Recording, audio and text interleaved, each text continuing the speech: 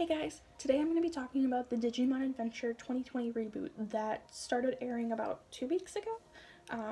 We now have 2 episodes out, and I was going to do a video sooner, but life got in the way. So instead of talking about episode 1, we're going to be talking about episodes 1 and 2. Keep in mind that there are going to be spoilers in this episode, as well as future ones that I'm going to be talking about the Digimon reboot. So if you don't want things ruined for you, go watch the episodes first. Even if you have to wait a little bit since they're not available to Crunchyroll regular users right away. You have to be a premium user to watch it the day it comes out, and then wait like a week before you can watch it. So if you have to wait a little bit before watching these, so be it.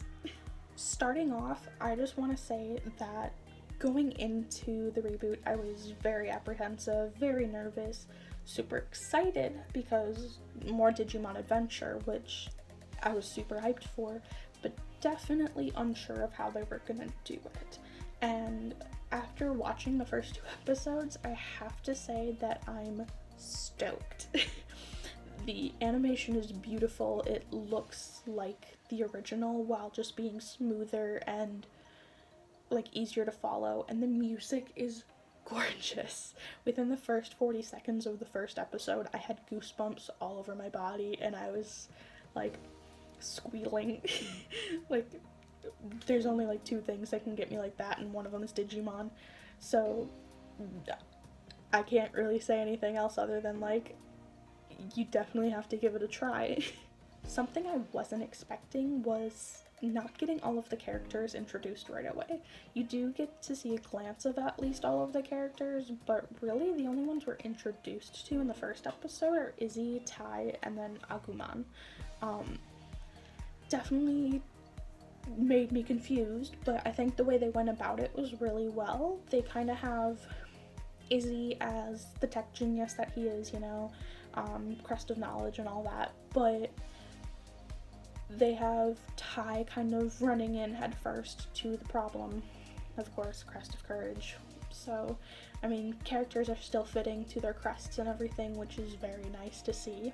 Speaking of the crests, something that I was really excited about is that we actually get to see them in the first episode. We don't exactly know what they are at that point, they haven't been explained, but we do see the sign of the crest of courage as well as the crest of knowledge for Tai and Izzy respectively. So that has me excited because they might hopefully introduce that aspect of the show sooner rather than later. It was definitely something that I liked a lot, especially as somebody who got the crests tattooed on them. It was definitely one of my favorite parts of the original adventure, so I'm hoping that it plays a bigger aspect in the reboot. Another thing that I thought was really cool that we didn't have in the original adventure is the flowing of the Digivolution sequences.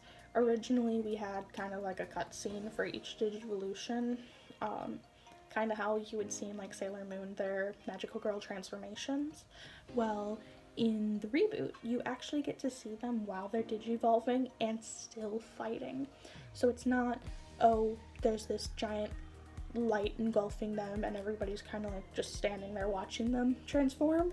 You get to actually see Agumon digivolve into Greymon while he's fighting the opponent, which looks super cool and definitely makes it feel more realistic and like, I can't think of the word, but it just flowed so much smoother than the almost choppiness of the Digivolution sequences in the original.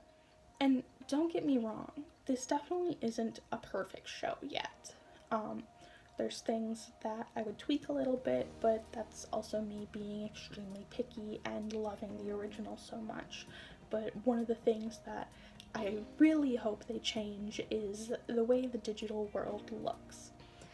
In the reboot, it definitely looks more like one of the Cyber Sleuth games or the Digimon Re-Arise mobile game, where the world is very digital and structured, versus in the original animation, the Digiworld was very natural and organic. You had these villages of Koromon and like the volcano that Meramon lived in, and where Andromon was at the factory and things like that. Like, you got to see characterization of the Digimon, and they were very personalized. With the way that the digital world is right now, it feels very cold and separated.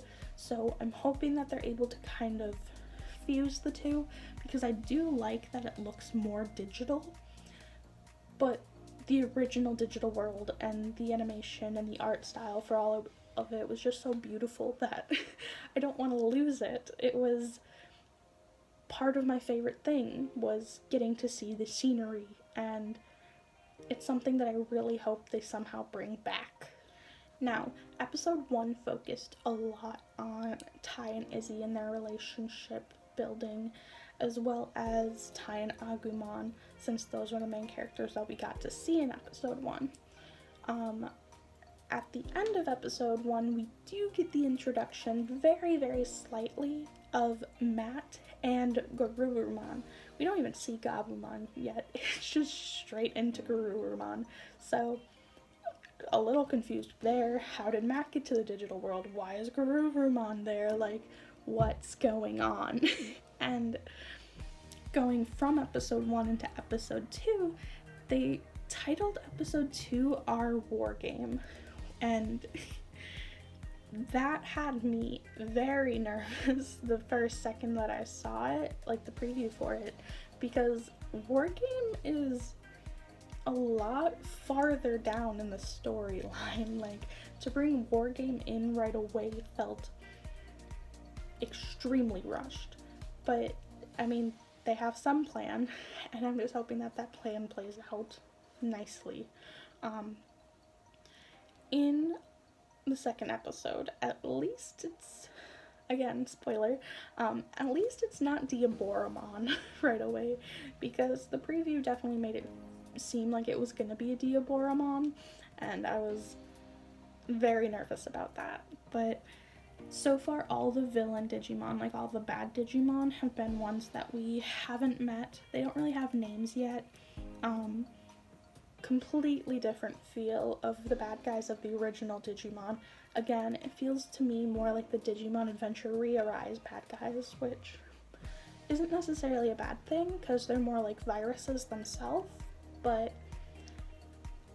I'm hesitant. But season 2 definitely focuses on the fact that Matt and Tai aren't the greatest team. I don't remember exactly if we got a view of the crest of friendship or not. But it's very obvious that Matt is not a people person, and that Ty's trying his hardest to, hey, let's work as a team, and Matt's just kind of like, why are you here? But I have hope that it's gonna go well. I mean, obviously, Matt has the crest of friendship. He's like the second in charge kind of thing. So we know eventually they'll get along, but like, seeing him so cold right off the bat definitely feels weird.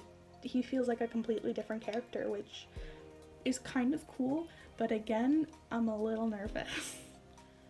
The biggest thing I didn't like so far between episode 1 and 2 is definitely like the fact that I said that they introduced War Game a little early to me, and with the introduction of War Game, we got Omnimon.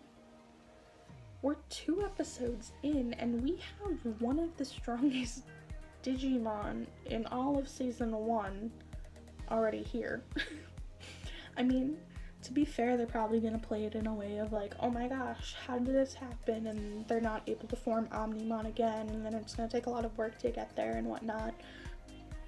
At least I'm hoping. Because if they regularly have Omnimon in right away, then what's the point in even introducing the other Digidestined? Like, he's just too OP. So I'm definitely not vibing that the greatest, but again, we'll see what happens. We have to be hopeful that they're gonna do right by the fans. Other than everything kind of focusing on Ty and Izzy and Matt right away, something else that kind of makes me nervous is the fact that the opening sequence mostly focuses on Ty and Agumon. There's not really much of the others there, and the closing mainly focuses on Matt and Gabumon, Garurumon, and whatnot. So it definitely feels like they're doing a, hey, these are the two main characters, and everyone's just kind of a side character. So I'm hoping they decide not to do that route, because they kind of did that in Digimon Frontier with Takuya and Koji, and they made everybody else kind of side characters, and we didn't really get a whole lot of focus on them. Whereas, like, the characters are the best part of Digimon Adventure. Like, Sora, Mimi, Joe, Izzy, TK Kari, like, they're such fun and relatable characters that I really hope they do big things with them, just because I don't want to see them pushed to the side as if they're nothing. So, fingers are crossed. I'm staying hopeful, and we'll see what happens, I guess. The biggest thing about this reboot is the fact that we're getting the reboot. I definitely didn't expect to, especially after the very, very mixed reviews Digimon Adventure Try got. I think they definitely went a little too edgy, tried to play way too much on the nostalgia of it, and it just didn't do the hottest. But they're trying to fix that, I think, with this 2020 reboot, and I'm very hopeful of that. Same with the Digimon Adventure movie, The Last Kizuna, I believe it's called,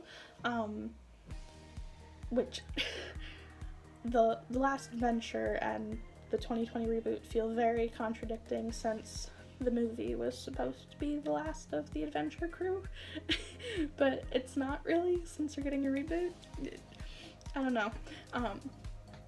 But the fact that they're even giving us a reboot makes me extremely happy, and I could go on and on for hours about the things that I love, the things I don't, but really, I'm just excited that we have it.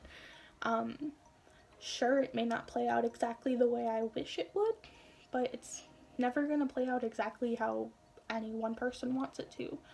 I'm just hoping that they stick to some of, like, the most iconic things. Like, for me, the best thing about Digimon was the Myotismon arc, and I'm really hoping that they keep that in with the introduction of Andromon and stuff.